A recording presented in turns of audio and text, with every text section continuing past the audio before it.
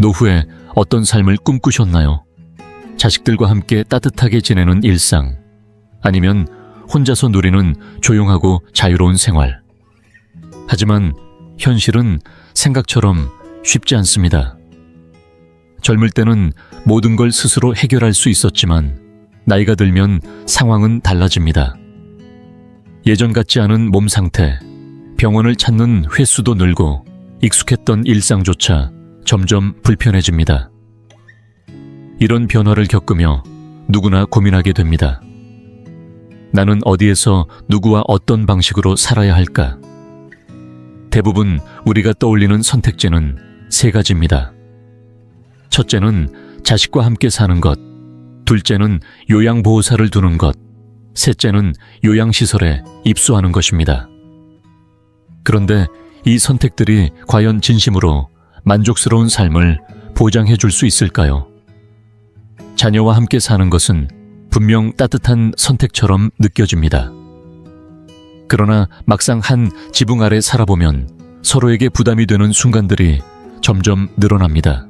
세대 차이에서 비롯된 작은 마찰들, 자식은 일에 쫓기고 손주들도 각자의 일정으로 바빠지면서 부모는 점차 혼자라는 감정을 느끼게 됩니다. 아무리 내 자식이라도 조심스러워지는 건 어쩔 수 없습니다. 그렇다면 요양보호사를 고용하는 방법은 어떨까요?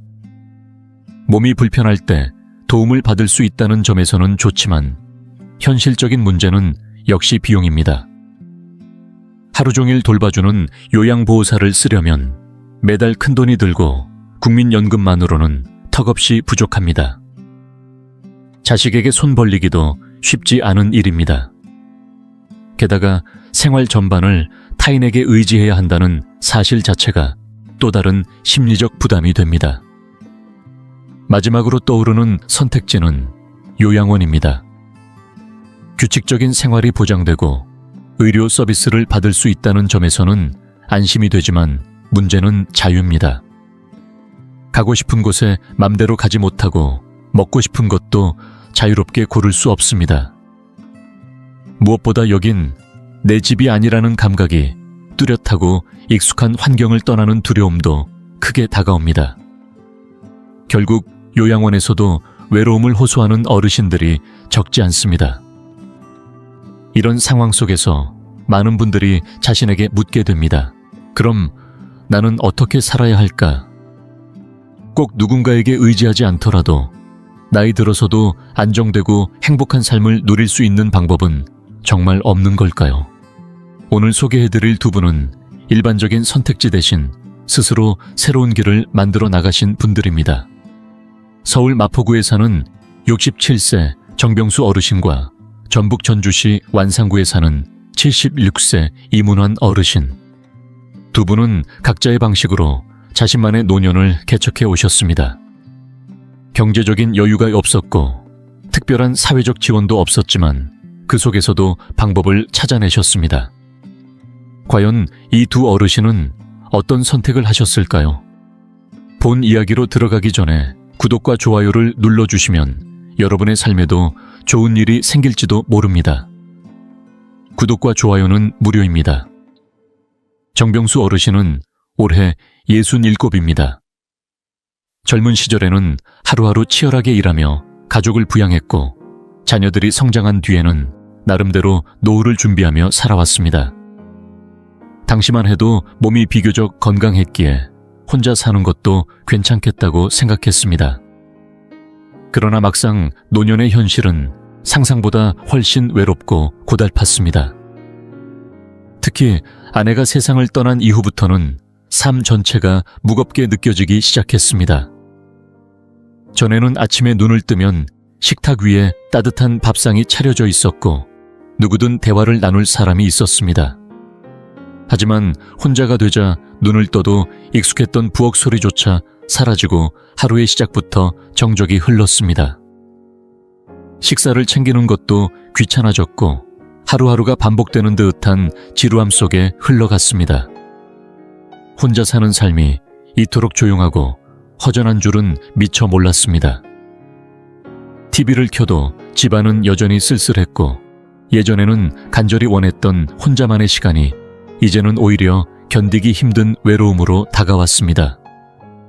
결국 정 어르신은 깊은 고민 끝에 자녀에게 연락을 하기로 마음먹었습니다. 나랑 같이 살아볼래? 라는 말에 아들은 기꺼이 받아들였습니다. 아버지, 당연히 오셔야죠. 혼자 계시면 안 됩니다. 손주들도 처음엔 할아버지의 방문을 반가워하며 저녁을 함께 먹고 주말에는 온 가족이 나들이를 다니기도 했습니다. 정 어르신은 오랜만에 가족의 따뜻함을 느끼며 마치 다시 살아나는 듯한 기분을 느꼈습니다. 하지만 시간이 흐르면서 상황은 서서히 달라졌습니다. 아들과 며느리는 일 때문에 바쁘고 손주들도 학업과 친구들 관계로 집에 머무는 시간이 줄어들었습니다. 자연스럽게 낮 시간엔 정 어르신 혼자 집을 지키는 날이 늘어갔습니다. 처음엔 괜찮다고 생각했지만 시간이 흐를수록 나는 여기서 무엇을 해야 하지? 라는 의문이 마음속에 떠오르기 시작했습니다. 가족이 집에 있음에도 불구하고 이상하게도 더 깊은 외로움이 밀려왔습니다.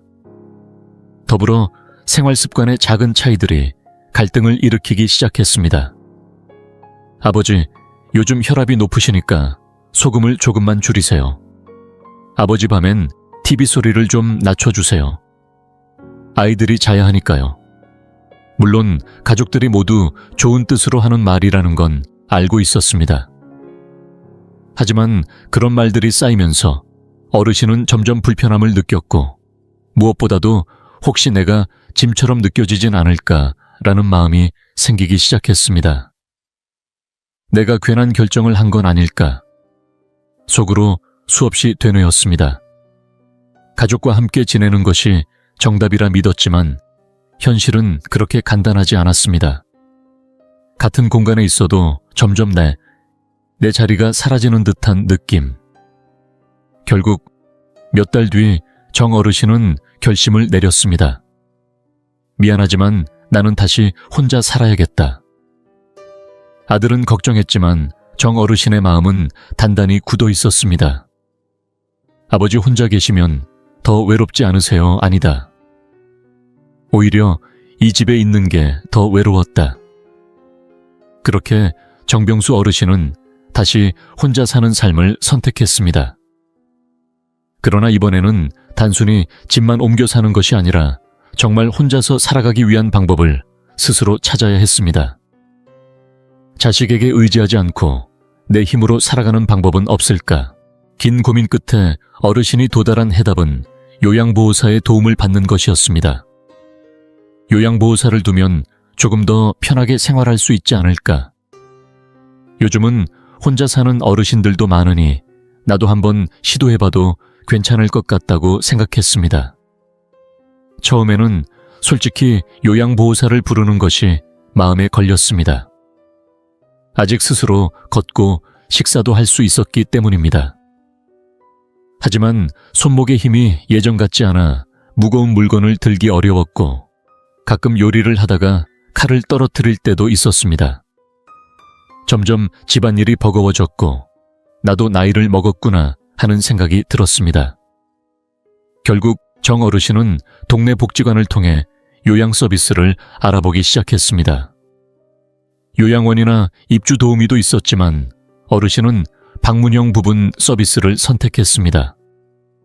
매일 오는 건 아니지만 일주일에 하루 정도 한 번에 4시간쯤 도와주는 방식이었습니다. 이렇게 하면 자식들에게 손 벌릴 필요도 없고 큰 불편 없이 생활할 수 있을 것 같았습니다. 처음 요양보호사를 만났을 땐 솔직히 어색했습니다. 50 중반쯤 되어 보이는 여성분이었고 노인 돌봄 경험이 많다고 소개했습니다. 어르신, 처음엔 좀 불편하실 수 있어요. 그래도 불편한 건 언제든 말씀 주세요. 제가 도와드릴 수 있는 건 최대한 도와드릴게요. 정 어르신은 처음에는 내심 꺼려졌습니다. 남의 손에 집안일을 맡긴다는 것도 내 삶 속에 타인이 들어온다는 것도 익숙하지 않았기 때문입니다. 그러나 며칠이 지나자 그 편리함이 하나둘 느껴지기 시작했습니다. 아침이면 요양보호사가 와서 간단한 청소를 해주고 부족한 생필품도 대신 사다 주었습니다. 함께 앉아 식사를 하며 이런저런 이야기를 나누는 시간도 생겼습니다. 혼자 조용히 밥을 먹는 것보다 누군가와 마주 앉아 나누는 식사 시간이 생각보다 훨씬 따뜻하고 즐거웠습니다. 생각보다 괜찮은데 나쁘지 않은 걸. 하지만 예상치 못한 문제들이 하나둘씩 생겨나기 시작했습니다. 가장 먼저 마주한 건 바로 비용이었습니다. 이 서비스를 한 달간 이용하면 도대체 어느 정도의 돈이 들어갈까? 기본 요금은 정해져 있었고 필요에 따라 추가되는 항목까지 계산하니 생각보다 금액이 커졌습니다. 실제로 계산해보니 한 달에 드는 비용이 국민연금 수령액보다 더 많았습니다. 지금까지 모아둔 돈이야 있었지만 앞으로 몇 년씩 이 비용을 감당할 수 있을지 걱정이 앞섰습니다. 시작할 땐 괜찮겠지 싶었지만 막상 장기적으로 유지하자니 부담이 너무 컸습니다. 두 번째 문제는 생활 방식의 차이였습니다. 예를 들어 정병수 어르신은 아침 식사를 마치면 바로 설거지를 하지 않으면 마음이 놓이지 않는 성격이었습니다. 하지만 요양보호사는 먼저 다른 집안일부터 마치고 나중에 설거지를 하는 스타일이었습니다. 처음엔 그저 사소한 차이겠거니 했지만 이런 작은 습관의 차이가 반복되면서 점점 눈에 거슬리기 시작했습니다. 내가 돈을 내고 받는 서비스인데 왜 내가 이들의 방식에 맞춰야 하지? 라는 생각이 들기 시작했습니다. 게다가 요양보호사라는 직업 특성상 일정 기간이 지나면 인력이 교체되는 경우도 많았습니다. 겨우 적응했을 즈음이면 또 다른 사람이 오고 또다시 처음부터 익숙해져야 하는 과정이 반복되었습니다. 이렇게 계속 바뀌는 상황이 오히려 더 지치는 일이었습니다. 결국 정 어르신은 다시 깊은 고민에 빠졌습니다. 이건 내가 원하는 삶이 아닌데 이대로는 안 되겠다. 요양 서비스도 결국 그에게 완벽한 해답이 되어주진 못했습니다. 이제 남은 선택지는 하나뿐이었습니다. 요양원에 들어가는 것이었습니다. 정 어르신은 다시 생각에 잠겼습니다. 자식들과 함께 사는 것도 요양보호사를 고용하는 것도 결국 나와는 맞지 않았다. 그렇다면 요양원이라면 조금 나아질 수 있을까? 직접 알아보기 시작하니 생각보다 다양한 시설들이 있었습니다. 프로그램이 잘 갖춰진 곳도 있었고 의료 서비스를 전문적으로 제공하는 곳도 있었습니다. 비용만 감당할 수 있다면 요양원에서 생활하는 것도 그리 나쁜 선택은 아닐 수도 있겠다는 생각이 들었습니다. 혼자 살다 보면 언제 닥칠지 모르는 긴급 상황이 걱정이지만 요양원에 있으면 그런 점은 확실히 덜어질 것 같았습니다.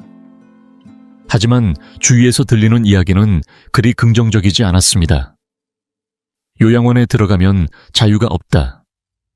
단체 생활이 익숙하지 않으면 오히려 더 힘들다. 규칙에 적응하지 못하면 외로움이 더 커진다는 얘기들이었습니다. 그럼에도 불구하고 정병수 어르신은 직접 겪어보지 않으면 알 수 없다고 생각했습니다. 그래서 그는 요양원에서 한 달간 생활해보는 것을 결심했습니다. 요양원에 입소한 첫날, 정병수 어르신은 낯선 환경이 몸에 맞지 않는 옷처럼 어색하게 느껴졌습니다. 오랫동안 정든 집을 떠난다는 사실만으로도 마음이 무거웠고 처음 마주한 낯선 사람들과의 공동생활은 생각보다 더 낯설고 조심스러웠습니다. 물론 나이가 비슷한 분들과 이야기 나누는 것은 처음엔 나쁘지 않았습니다. 몇몇 어르신들과는 금세 정이 들기도 했습니다. 하지만 시간이 흐를수록 마음 한구석에 쌓여가던 불편함이 점점 크게 다가왔습니다. 가장 먼저 느껴진 문제는 자유의 제한이었습니다. 기상시간은 정해져 있었고 마음대로 늦잠을 잘 수도 없었습니다. 식사는 정해진 시간에만 제공되었고 먹고 싶은 음식을 요청하는 것도 어렵고 눈치가 보였습니다. 외출도 미리 신청하고 허락을 받아야 했습니다. 정 어르신은 이런 규칙들이 생각보다 큰 스트레스로 다가왔습니다. 평생 자신의 방식대로 살아왔는데 갑자기 모든 일정이 정해져 있는 생활에 적응한다는 건 쉽지 않았습니다. 이런 삶이 과연 내가 바랐던 모습인가 하는 의문이 마음속에서 떠나지 않았습니다. 두 번째 문제는 개인 공간의 부족이었습니다. 다행히 2인실을 배정받긴 했지만 함께 쓰는 룸메이트와의 생활 리듬 차이가 생각보다 컸습니다. 어떤 날은 밤늦게까지 TV를 켜놓는 경우도 있었고 아침형 인간과 밤형 인간이 한 공간에 있다 보니 자연스럽게 충돌이 생기기도 했습니다. 예전엔 내 방에서만큼은 마음대로 생활했는데 여기서는 내 방에서도 누군가를 배려해야 하는 상황이 반복되었습니다. 하지만 무엇보다 가장 힘들었던 건 이곳에서 지내는 동안 문득문득 스치는 한 가지 생각이었습니다. 나는 이제 혼자서도 살아갈 수 없는 사람이 된 걸까? 사실 아직 내 손으로 할 수 있는 일도 많고 판단력도 또렷한데 여기서는 모든 것이 타인의 손에 맡겨진 기분이 들었습니다. 결국 한 달이 지나자 정병수 어르신은 결심을 내렸습니다. 여기는 내가 있을 곳이 아니구나. 그는 요양원 생활을 마치고 다시 혼자의 삶으로 돌아가기로 마음을 굳혔습니다. 처음엔 요양원이 오히려 편할지도 모른다고 생각했습니다. 하지만 정해진 규칙 속에서의 제한된 자유는 예상보다 훨씬 큰 정신적 압박이 되었습니다. 아직 이렇게 건강한데 왜 내 인생을 스스로 선택하지 못해야 하지? 요양원을 나와 다시 혼자 지내게 된 첫날, 정 어르신의 마음은 오랜만에 가벼워졌습니다. 오랜만에 원하는 시간에 일어나고 먹고 싶은 걸 자유롭게 고를 수 있는 일상이 얼마나 소중한지 다시금 느꼈습니다. 그러나 고민은 여전히 남아 있었습니다. 앞으로 나는 어떻게 살아가야 하지? 지금껏 시도했던 모든 방법은 나름 최선을 다했지만 결국 다 실패로 돌아갔습니다. 자녀와 함께 지내는 것도 불편했고 요양보호사를 쓰는 것도 경제적 부담이 컸습니다. 요양원은 내 자유를 빼앗아갔습니다. 그렇다면 이제는 진짜 혼자의 힘으로 모든 것을 해내야 하는 걸까? 그렇게 하루하루를 외롭게 보내던 어느 날이었습니다. 우연히 옆집에서 부부싸움 소리가 들려왔습니다. 오늘 어린이집에 아이 데려오기로 한 건 당신이었잖아. 갑자기 회의가 생겼다니까. 그럼 당신이 좀 데리고 오지 그래. 옆집 부부는 맞벌이였고 어린 자녀를 키우는 부담 속에서 종종 아이의 등하원 문제로 갈등을 겪는 듯했습니다. 그때 문득 정병수 어르신의 머릿속에 한 가지 생각이 스쳤습니다. 혹시 내가 그 아이를 데리러 가면 어떨까? 정 어르신은 망설이다가 직접 옆집 초인종을 눌렀습니다. 아까 말소리가 들렸는데요. 혹시 제가 대신 어린이집에 가서 아이를 데려오면 어떨까요? 갑작스러운 제안에 옆집 부부는 처음엔 당황한 표정이었지만 정 어르신의 진심 어린 말을 들으며 서서히 표정이 누그러졌습니다. 사실 저는 요리를 잘 못하니까 저녁 한 끼만 챙겨주시면 좋겠네요. 그렇게 정 어르신과 옆집 가족의 새로운 일상이 시작되었습니다. 매일 오후 4시 반이 되면 정 어르신은 어린이집으로 아이를 데리러 갔고 그 사이 부부는 퇴근 후에 짧은 여유를 가질 수 있었습니다. 저녁 시간에는 함께 따뜻한 식탁에 둘러앉아 음식을 나누며 대화를 나누는 날도 많아졌습니다. 처음엔 단순한 부탁이었지만 시간이 흐르면서 자연스럽게 서로의 삶이 연결되기 시작했습니다. 정 어르신, 혹시 마트에 가시는 길이면 저희 것도 하나 부탁드려도 될까요? 그럼요. 대신 지난번에 보니까 화장실 전구가 깜빡거리던데 제가 새 전구로 바꿔놨어요.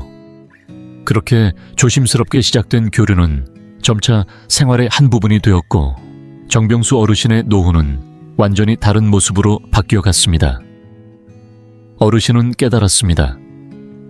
나는 누군가의 도움만 받는 사람이 아니야. 나도 누군가에게 힘이 될 수 있는 사람이구나. 노년의 삶이란 단순히 누군가에게 의지하는 것이 아니라 서로 기대고 도우며 살아가는 공존의 방식이어야 한다는 것을 말입니다. 이제 정병수 어르신은 더 이상 혼자가 아닙니다. 이웃과 함께 살아가는 새로운 삶의 방식을 찾아냈기 때문입니다. 하지만 이 이야기는 여기서 끝나지 않습니다. 지금부터는 또 다른 방식으로 인생을 개척해 나간 76의 이문환 어르신 이야기가 펼쳐집니다. 전라북도 전주시 완산구에 사는 이문환 어르신. 늦가을 오후 창밖에 내리는 빗소리를 가만히 바라보던 그는 길고 깊은 한숨을 내쉬었습니다. 몇 해 전부터 시작된 허리 디스크 통증이 갈수록 심해지며 혼자서 지내는 일상은 더 이상 예전처럼 쉬운 일이 아니게 되었습니다. 딸은 외국에서 근무 중이라 가끔 영상통화로 안부를 묻는 것이 전부였고, 대학생 손주는 시험이 없는 시기에 간간히 들러 장을 봐주거나 청소를 도와주는 정도였습니다. 함께하는 시간은 짧고 다시 혼자가 되는 시간이 길어질수록 마음은 더욱 공허해졌습니다. 이런 삶을 얼마나 더 버틸 수 있을까? 문득 마음 한켠에서 이대로는 안 된다는 목소리가 들려왔습니다. 하지만 요양원에 들어가기엔 국민연금만으로는 턱없이 부족했고 요양보호사를 쓰기엔 그조차도 감당할 경제적 여유가 없었습니다. 그날 밤 어르신은 우연히 TV 다큐멘터리에서 시니어 쉐어하우스라는 주제를 접하게 됩니다. 혼자 지내는 어르신들이 함께 모여 살며 서로를 돌보고 생활비를 나눠 쓰는 모습이 화면 속에 펼쳐졌습니다. 정해진 방식에 의지하지 않고 스스로 삶을 조직해 나가는 노인의 모습에 이문환 어르신의 눈빛이 반짝이기 시작했습니다. 그래, 나도 한번 해볼 수 있지 않을까. 다음 날 근처 주민센터에 들른 그는 컴퓨터 앞에 앉아 글을 하나 올렸습니다. 혼자 살기 어려우신 분, 함께 살아보실 어르신을 찾습니다. 처음 며칠간은 아무 반응이 없었습니다. 하지만 일주일쯤 지나자 3명의 어르신에게서 연락이 왔습니다. 첫 번째는 유정의 할머니. 영어 교사로 정년 퇴임 후 남편을 일찍 떠나보내고 자녀들은 모두 해외에 거주 중이라 늘 외로움을 느끼고 있던 분이었습니다. 두 번째는 김성우 어르신. 건강은 비교적 양호했지만 서울에서의 높은 월세로 인해 연금만으로는 독립적인 생활이 어려워 쉐어하우스를 알아보던 중이었습니다. 세 번째는 박순남 여사. 오랜 간호사 경력을 가지고 있어 건강관리에 능숙한 분이었고 늘 누군가에게 도움이 되는 삶을 살고 싶다는 마음을 지니고 있었습니다. 이문환 어르신은 세 분과 몇 차례 직접 만나 식사도 나누고 대화를 이어간 끝에 함께 살기로 결정합니다. 그들은 전주의 한 교회 근처에 있는 오래된 2층 집을 공동으로 월세 계약하여 생활을 시작했습니다. 각자 개인 방은 따로 두고 거실과 주방은 함께 사용하는 구조였습니다. 물론 시작은 쉽지 않았습니다. 생활 습관의 차이에서 비롯된 작은 갈등들이 자주 일어났습니다. 이문환 어르신은 새벽 일찍 일어나 라디오를 크게 틀어놓는 습관이 있었고 유정의 할머니는 늦은 밤까지 책을 읽는 조용한 생활을 선호했습니다. 김성호 어르신은 요리를 좋아해 주방을 자주 점령했고 박순남 여사는 청결에 민감하여 물건 위치 하나까지 예민하게 신경 쓰는 분이었습니다. 하지만 함께 지낸 시간이 쌓이면서 서로의 단점을 참기보다 장점을 발견하는 눈이 생겼습니다. 김성호 어르신의 손맛 덕분에 매 끼니가 기다려졌고, 박순남 여사는 이문환 어르신의 허리 통증을 덜어주는 생활 속 스트레칭과 셀프 마사지법을 세심히 알려주었습니다. 유정의 할머니는 해외 의료 정보를 영어로 번역해주는 등 건강관리에 큰 도움이 되었고, 이문환 어르신은 오랜 기업 경력을 살려 공동 생활비와 장보기 예산을 체계적으로 관리했습니다. 6개월이 흐른 뒤 그들은 한 단계 더 나아가기로 했습니다. 집 옆마당에 작은 텃밭을 일구기 시작한 것입니다. 배추, 고추, 쑥갓, 상추. 하나둘씩 싹이 트고 수확한 채소는 식비를 절약하는데 큰 몫을 했고, 남는 것은 동네 시장에 내다 팔아 소소한 수입도 올렸습니다. 그러던 중 지역 노인복지센터에서 봉사 제안을 받고 이문환 어르신 일행은 또 다른 삶의 기회를 맞이합니다. 박순남 여사는 건강생활 습관 강의, 유정의 할머니는 영어 기초 수업, 김성호 어르신은 간편 요리 교실, 그리고 이문환 어르신은 가게 예산 및 재정 상담을 맡아 지역 어르신들과 다시금 사회적 관계를 맺게 된 것입니다. 1년이 지난 어느 날 한국에 잠시 귀국한 딸이 아버지를 찾아왔습니다. 아버지 혼자 지내면 외로울까봐 걱정했는데 오히려 더 밝아지신 것 같아요. 이문환 어르신은 미소 지었습니다. 처음엔 나도 두려웠단다. 하지만 이렇게 살아보니 혼자였으면 몰랐을 새로운 기쁨을 많이 알게 됐지. 그의 이야기는 지역 신문에 소개되었고 기사 제목은 이렇게 적혀 있었습니다. 노인 공동생활, 새로운 가족의 형태가 되다. 그리고 전주 일대에 비슷한 셰어하우스가 2곳 더 생겨났습니다. 물론 허리 통증은 여전히 남아 있었습니다. 하지만 이문환 어르신의 마음은 누구보다 가볍고 삶은 어느 때보다 활기찼습니다. 그는 이제 깨달았습니다. 노년은 끝이 아니라 내가 스스로 길을 만들어갈 수 있는 새로운 시작이라는 것을. 정병수 어르신과 이문환 어르신 두 분의 이야기를 통해 우리는 무엇을 깨달을 수 있을까요? 서로 다른 길을 걸어온 두 분은 전통적인 노후 생활의 틀을 벗어나 자신만의 방식으로 삶을 다시 설계해냈습니다. 이 두 사람의 이야기는 분명히 말해줍니다. 우리가 지금까지 알고 있던 노년의 삶이 꼭 정답은 아니라는 사실을 말입니다. 그동안 대부분의 사람들은 노후를 맞이하면 다음 3가지 선택 중 하나를 떠올렸습니다. 첫째, 자식과 함께 사는 것. 물론 따뜻함이 있지만 세대 차이와 생활 방식의 충돌은 피할 수 없는 현실입니다. 둘째, 요양보호사를 고용하는 것. 도움을 받을 수는 있으나 매달 드는 비용은 결코 작지 않고 장기적으로는 부담이 될 수 있습니다. 셋째, 요양원에 입소하는 것. 일정한 생활이 보장되긴 하지만 자유가 제한되고 낯선 환경에 적응하기 어려운 분들도 많습니다. 오랫동안 우리는 이 3가지 중에서만 선택해야 한다고 믿어왔습니다. 그러나 정병수 어르신과 이문환 어르신은 전혀 다른 길을 스스로 만들어냈습니다. 그렇다면 이들의 이야기를 통해 우리가 반드시 새겨야 할 교훈은 무엇일까요? 첫째, 노년에도 여전히 누군가에게 필요한 존재로 살아갈 수 있다는 점입니다. 나이 들어가며 도움을 받는 입장이 되는 게 자연스럽다고 생각할 수 있지만 자신의 경험과 지혜, 삶의 기술을 나눈다면 오히려 다른 사람들에게 희망과 힘을 줄 수 있는 사람이 될 수 있습니다. 정병수 어르신처럼요. 둘째, 비슷한 처지의 사람들과 함께 살아가는 새로운 형태의 공동체가 가능하다는 점입니다. 이문환 어르신처럼 서로의 장점은 나누고 약점은 채워주는 삶. 경제적 부담을 줄이고 외로움을 달래며 각자의 전문성과 경력을 지역사회와 나눌 수 있는 삶은 혼자 사는 것보다 훨씬 풍성하고 따뜻할 수 있습니다. 셋째, 꼭 정해진 방식만이 해답은 아니라는 것입니다. 우리가 자식에게 기대야 한다는 생각, 반드시 요양원에 가야 한다는 관념에서 벗어나면 눈앞에 더 많은 가능성이 열립니다.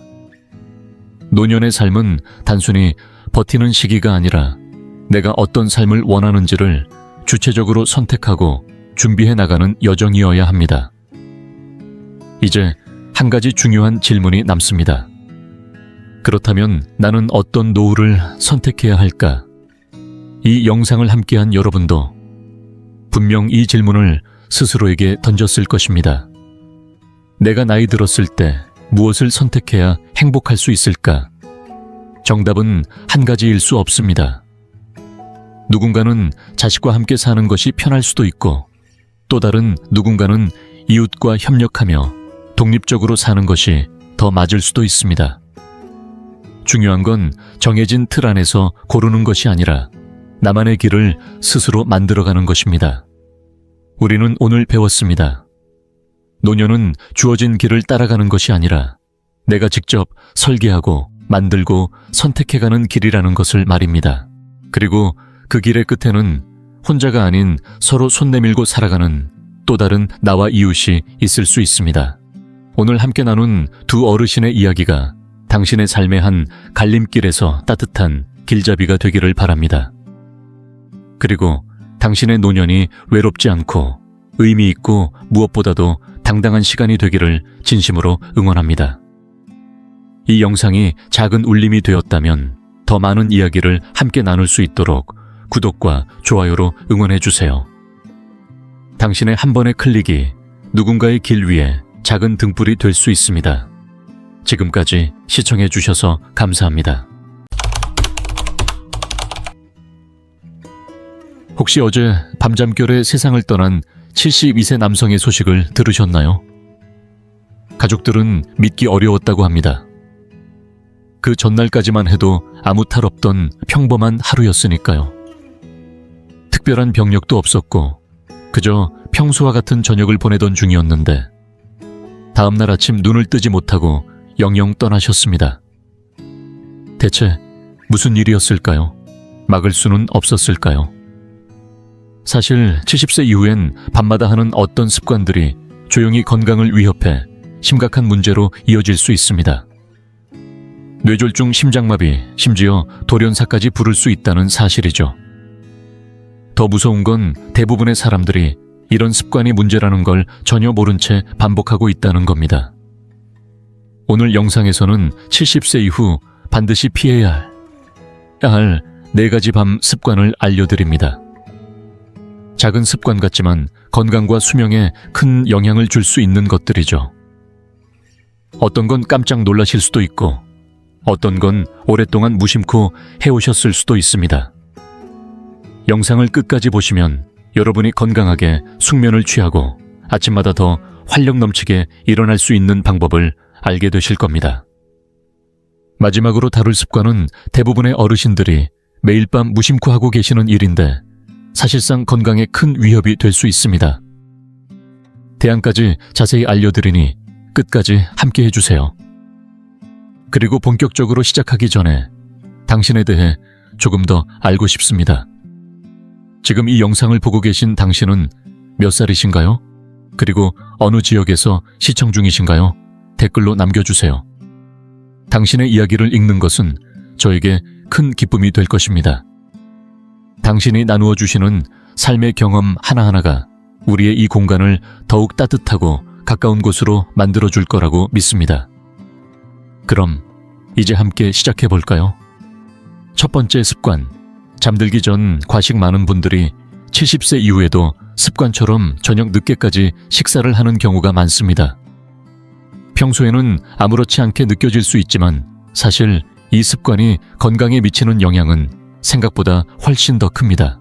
특히 밤늦게 무거운 음식을 섭취하면 우리 몸은 예전과 달리 소화 기능이 떨어져서 음식물을 제대로 처리하지 못하게 됩니다. 이렇게 소화되지 않은 음식은 밤사이 위산 역류를 일으키거나 수면의 질을 크게 떨어뜨려 결국 심장과 혈관계에 무리를 줄 수 있습니다. 젊었을 때는 밤늦게 고기국수 한 그릇 먹고도 푹 잘 자던 시절이 있었을 겁니다. 하지만 지금은 다릅니다. 나이가 들수록 기초대사율이 낮아지고 소화기관도 점점 느려집니다. 음식물이 위에 오래 머물면서 위산 역류가 자주 발생하고 이는 밤사이 속쓰림과 갑작스러운 심장 두근거림, 그리고 수면 중 혈압 상승으로 이어질 수 있습니다. 결국 이는 수면 중 심장마비나 뇌졸중 위험까지 높인다는 사실 알고 계셨나요? 혹시 한밤중에 갑자기 가슴이 답답해 깨본 적이 있으신가요? 혹은 심장이 쿵쾅거리거나 속이 더부룩해 잠이 깬 적이 있으신가요? 그렇다면 이 늦은 밤 식습관이 원인일 가능성이 큽니다. 늦은 저녁 식사를 하면 우리 몸은 숙면 모드로 들어가는 대신 소화하느라 바쁘게 움직입니다. 위는 산을 분비해 음식을 분해하고 장은 늦은 시간까지 활동하며 심장은 평소보다 빠르게 뛰어야만 합니다. 이로 인해 깊은 수면 단계에 진입하지 못하고 얕고 불안한 잠을 자게 되어 결과적으로 혈압과 심장 박동이 안정되지 않아 위험이 커집니다. 예를 들어 서울의 박철수 어르신 75세, 이 밤 10시쯤 TV를 보며 고기구이나 기름진 음식을 드셨다고 해봅시다.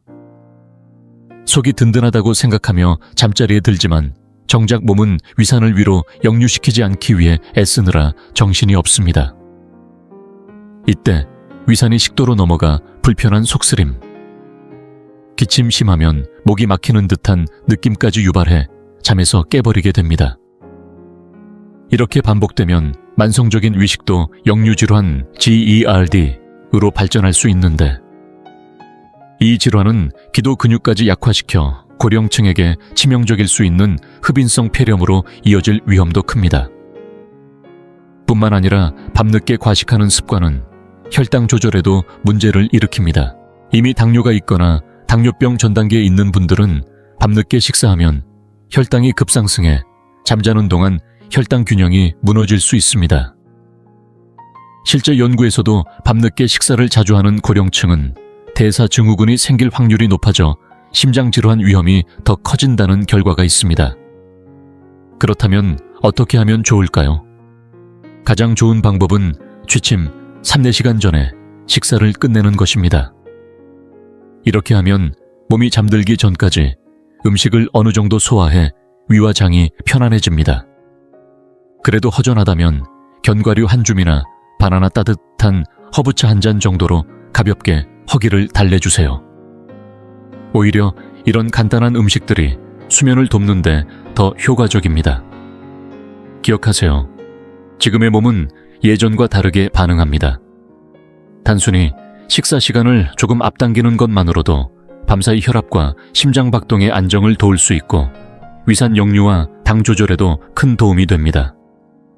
결국 이렇게 사소한 변화를 주는 것이야말로 건강한 숙면과 활력을 위한 가장 좋은 방법입니다. 잠자리에 들기 전 내 몸이 충분히 쉴 수 있도록 준비해주는 작은 배려가 필요한 때입니다. 두 번째 습관, 잠들기 전 과도한 수분 섭취. 많은 분들이 건강을 위해 물을 많이 마시는 것이 항상 좋은 습관이라고 생각합니다. 물론 수분 섭취는 우리 몸에 꼭 필요하지만 특히 70세 이후에는 잠들기 전 과도한 수분 섭취가 오히려 건강에 해가 될 수 있다는 사실을 아시나요? 혹시 밤에 자주 깨서 화장실에 가느라 수면이 방해된 경험이 있으신 분들은 이제부터라도 저녁 시간대의 수분 섭취를 다시 점검해 볼 필요가 있습니다. 이 문제는 단순히 수면의 질을 떨어뜨리는 것에 그치지 않습니다. 밤중에 자주 깨서 화장실에 가는 습관은 넘어짐, 사고, 심혈관 문제, 그리고 인지기능 저하로까지 이어질 수 있습니다. 왜냐하면 나이가 들수록 방광의 저장 능력과 근육이 점점 약해지고 콩팥도 밤사이 계속해서 수분을 걸러내기 때문입니다. 또한 나이가 들수록 몸이 조금만 수분을 섭취해도 예전보다 더 예민하게 반응하기 때문에 잠자리에 들기 전 큰 컵으로 물이나 차 주스를 마시면 한밤중에 갑작스러운 요일을 느껴 깨게 되는 경우가 많아집니다. 이쯤에서 혹시 밤에 일어나서 화장실 다녀오면 되지 뭐라고 가볍게 생각하셨을 수도 있을 겁니다. 하지만 문제는 그게 아닙니다. 상상해보세요. 새벽녘에 갑자기 소변이 급해 잠에서 깨어났다고 가정해봅시다. 급히 일어나려다 혈압이 갑자기 떨어져 어지럼증이나 현기증을 느끼는 경험 해보신 적 있으신가요? 이른바 기립성 저혈압이라고 부르는 이 현상은 많은 어르신들이 흔히 겪지만 자각하지 못하는 경우가 많습니다. 문제는 이러한 현상이 심해지면 밤사이 화장실 가는 길에 넘어져서 머리를 다치거나 골절 심각한 부상을 초래할 수 있다는 점입니다. 단순한 화장실 가는 길이 순식간에 생명을 위협하는 사고로 이어질 수도 있다는 사실 생각만 해도 아찔합니다. 또 한 가지 간과하기 쉬운 점은 야간뇨입니다. 잠자는 중에 자주 깨서 화장실을 다녀오면 뇌가 빛을 인식해 아침이구나라고 착각해버립니다. 그러면 멜라토닌 분비가 억제되면서 깊고 회복력 있는 수면이 방해받습니다. 이렇게 수면의 질이 떨어지면 면역력 약화, 혈압 상승, 심지어 인지기능 저하까지 이어질 수 있다는 사실 알고 계셨나요? 실제 연구에 따르면 밤에 자주 깨는 고령층은 그렇지 않은 분들보다 치매와 기억력 저하 위험이 높다는 결과도 있습니다. 그렇다고 수분 섭취를 무조건 끊어야 한다는 뜻은 아닙니다. 중요한 건 언제 마시느냐에 있습니다. 하루 동안 충분한 수분을 섭취하되 저녁에는 양을 조금씩 줄이는 습관을 들여보세요. 특히 오후 늦게는 한꺼번에 많은 양을 마시기보다는 갈증이 느껴지면 조금씩 나눠서 마시는 것이 좋습니다. 만약 커피나 차 같은 카페인이 든 음료를 오후 늦게 드신다면 카페인이 이뇨작용을 촉진해 요일을 더 자주 느끼게 할 수 있으니 주의가 필요합니다. 또 한 가지 식단 속 숨은 수분에도 신경 써야 합니다. 국이나 수분이 많은 과일, 심지어 일부 약물에도 수분이 많아 저녁 늦게 섭취하면 밤사이 체내 수분량이 과도해질 수 있다는 점 생각해 보셨나요? 이런 작은 부분까지 챙겨보시면 야간뇨를 줄이고 숙면을 지키는 데 큰 도움이 될 수 있습니다. 이처럼 단순해 보이는 습관이지만 수분 섭취의 시간과 양을 조금만 조절해도 수면의 질은 물론이고 넘어짐 사고, 심혈관계 문제, 기억력 저하 등 여러 위험을 예방하는 데 큰 도움이 됩니다. 몸이 예전 같지 않은 지금 잠자리에 들기 전 수분 섭취 습관을 되돌아보는 것만으로도 건강한 노후를 위한 큰 한걸음이 될 수 있습니다. 지금 이 영상을 계속 시청하고 계시고 저희가 나눈 이야기들이 정말 유익하다고 느껴지신다면 댓글에 숫자 2을 남겨주세요. 그 한 글자가 당신께서 여전히 저희와 함께하고 계시다는 따뜻한 신호가 되어 큰 힘이 됩니다. 아직 채널을 구독하지 않으셨다면 지금 구독 버튼을 누르시고 알림 설정도 함께 해주세요. 앞으로 올라올 소중한 영상들을 놓치지 않으실 수 있습니다. 당신의 응원은 저희에게 큰 힘이 됩니다. 당신 덕분에 저희는 정보를 전하고 마음을 나누며 조금이나마 희망의 빛을 전할 수 있는 영상을 계속 만들 수 있습니다. 앞으로도 저희와 함께 걸어가 주세요. 감사합니다. 세 번째 습관. 너무 따뜻한 방에서 자기 포근한 이불 속에서 따뜻하게 잠드는 것이 몸에 좋을 거라 생각하시는 분들이 많습니다. 하지만 70세를 넘기고 나면 밤의 방을 지나치게 따뜻하게 유지하는 것이 건강에 오히려 독이 될 수 있다는 사실 알고 계신가요? 많은 어르신들이 추위를 이기려다 보니 방 안 온도를 높이거나 두꺼운 이불을 덮어두면 더 잘 잘 수 있을 거라고 믿으시지만 사실은 그 반대일 수 있습니다. 나이가 들수록 우리 몸의 천조절 능력은 예전만큼 좋지 않습니다. 땀을 배출해 열을 식히는 기능이 저하되면서 특히 잠자는 동안에는 천이 쉽게 올라가게 됩니다. 이렇게 천이 올라가면 몸은 스스로를 식히기 위해 심장을 더 빨리 뛰게 만들어야 합니다. 심장이 밤새도록 과도하게 일하면 심장에 부담이 쌓이고 특히 고혈압이나 심장질환, 혈액순환 문제가 있는 분들에게는 치명적일 수 있습니다. 한밤중에 이유 없이 몸이 축축해질 정도로 땀을 흘리거나 숨이 차서 깼던 경험 있으신가요? 그게 바로 몸이 천을 조절하려고 애쓰고 있다는 신호입니다. 최근 연구에 따르면 잠자는 동안 방 온도가 높으면 갈증이 느껴지지 않아도 탈수가 발생할 수 있다고 합니다. 밤에 가벼운 탈수가 오면 혈액이 더 끈적해지고 이로 인해 혈전 심장마비, 뇌졸중 위험이 커질 수 있다는 사실도 함께 밝혀졌습니다. 예를 들어 대전의 이정호 어르신 74세를 떠올려 보세요. 평소 독서하는 걸 좋아해 밤에도 책을 읽다가 잠드는 분인데요. 잠들기 전 방 안 온도를 24도 정도로 맞추고 두꺼운 이불을 덮어야 안심이 된다고 하셨습니다. 그런데 정작 잠들고 나서는 땀이 나서 자꾸 깨고 아침에는 머리가 띵하고 몸이 개운치 않으셨다고 합니다. 이정호 어르신은 따뜻한 환경이 좋을 거라고 믿었지만 사실은 몸의 자연스러운 수면 사이클을 방해하고 깊은 잠에 들지 못하도록 만들고 있었던 거죠. 사실 몸이 편안하게 숙면에 들기 위해서는 천이 서서히 내려가는 과정이 꼭 필요합니다. 이렇게 몸의 중심천이 낮아져야만 숙면 단계로 진입해 면역력도 높이고 기억력도 유지하며 전반적인 건강이 지켜질 수 있습니다. 실제로 잠자는 환경을 조금 더 서늘하게 유지한 분들이 아침에 더 상쾌하고 머리가 맑아진다고 보고된 사례도 많습니다. 그렇다면 적정한 실내 온도는 얼마일까요? 전문가들은 밤에 18도에서 20도 정도로 맞추면 수면질이 가장 좋다고 권장합니다. 너무 춥다고 느껴진다면 두꺼운 합성섬유, 이불보다는 통기성이 좋은 면, 이불을 겹쳐 덮는 방법을 추천드립니다. 또 땀이 차지 않도록 가벼운 면 소재의 잠옷을 입으면 천 조절에 더 도움이 됩니다. 창문을 조금 열어 바람이 통하게 하거나 작은 선풍기를 틀어 공기를 순환시키는 것도 좋은 방법입니다. 이렇게 하면 방 안 공기가 맑아져 호흡기 건강에도 도움을 주고 수면을 방해하는 여러 요인을 줄일 수 있습니다. 잠자는 방의 온도를 조금만 조절해도 심장의 부담을 줄이고 깊고 편안한 잠을 잘 수 있으며 아침에 훨씬 개운하게 일어날 수 있습니다. 결국 숙면을 위한 사소한 실천 하나가 전반적인 건강에 큰 영향을 줄 수 있다는 사실을 잊지 마세요.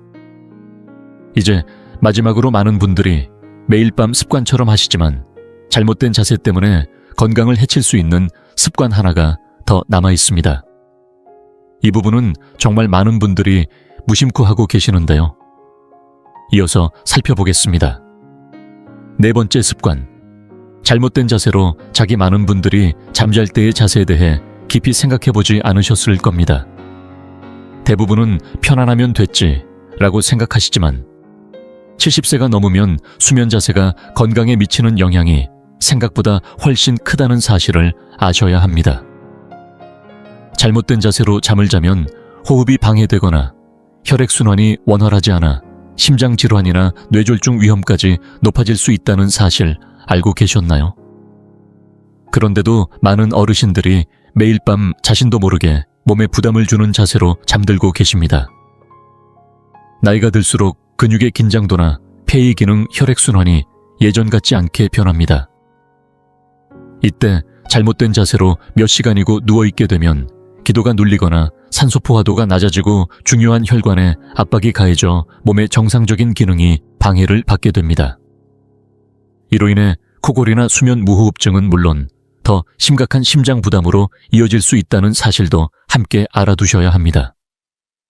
예를 들어 등을 대고 반듯하게 눕는 자세는 많은 분들이 가장 편안하다고 생각하시겠지만 실상은 가장 위험한 자세 중 하나입니다. 등을 대고 누우면 중력 때문에 혀와 목 안쪽 연조직이 기도로 떨어지면서 기도를 부분적으로 막아버립니다. 이렇게 되면 수면 중에 숨이 반복적으로 멈췄다 이어지는 수면 무호흡증이 생길 수 있는데 많은 분들이 이를 자각하지 못한 채 지내십니다. 이 수면 무호흡증은 심장질환, 고혈압, 심지어 심장마비까지 위험을 높일 수 있다는 사실이 밝혀졌습니다. 서울에 사는 김영우 어르신 76세의 이야기를 예로 들어볼까요? 김 어르신은 평생 등을 대고 자는 습관이 있었는데 부인이 밤마다 숨을 안 쉬는 듯 하다가 갑자기 큰 숨을 몰아쉬는 모습을 보고 걱정이 되셨다고 합니다. 김 어르신은 처음엔 나이 들면 다 그런 거지 라고 대수롭지 않게 넘겼지만 시간이 지나면서 아침에 일어나면 늘 머리가 아프고 하루 종일 집중이 안 되는 증상이 반복되었습니다. 결국 병원에서 검사를 받고서야 평소 자세 때문에 수면 무호흡증이 생기고 있다는 사실을 알게 되셨습니다. 매일 밤 심장이 더 힘들게 일하느라 몸이 고생하고 있었던 거죠. 또 한 가지 수면 무호흡증이 없다고 해도 잘못된 자세는 혈액순환에 영향을 미칩니다. 예를 들어 오른쪽으로 누워서 자는 자세는 심장에 압박을 주어 혈액이 원활히 돌지 않아 폐나 다리에 물이 차는 심부전으로 이어질 수 있다는 연구 결과도 있습니다. 특히 심장 질환을 앓고 계신 분들에게는 더더욱 주의가 필요합니다. 그렇다면 70세 이후에는 어떤 자세로 자는 게 좋을까요? 전문가들은 왼쪽으로 누워서 자는 습관을 권장합니다. 왼쪽으로 누우면 혈액순환이 좋아지고 심장이 더 효율적으로 펌프질을 할 수 있을 뿐만 아니라 소화에도 도움이 됩니다. 위산 역류나 속쓰림이 잦은 분들에게도 왼쪽 자세는 위산이 식도로 넘어오는 것을 방지해 수면의 질을 높여줍니다. 만약 밤에 자면서 자세가 자꾸 바뀐다면 바디필로우를 활용해 등을 받쳐주어 등을 대고 눕는 것을 방지해보세요. 또한 베개를 조금 높여 머리를 받쳐주면 기도가 열려서 호흡이 한결 편해집니다.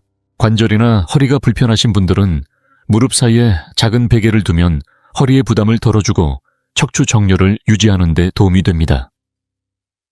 이처럼 사소해 보이는 수면 자세를 조금만 바꿔도 혈액순환, 호흡, 심장 기능까지 좋아져 건강한 밤을 보낼 수 있습니다.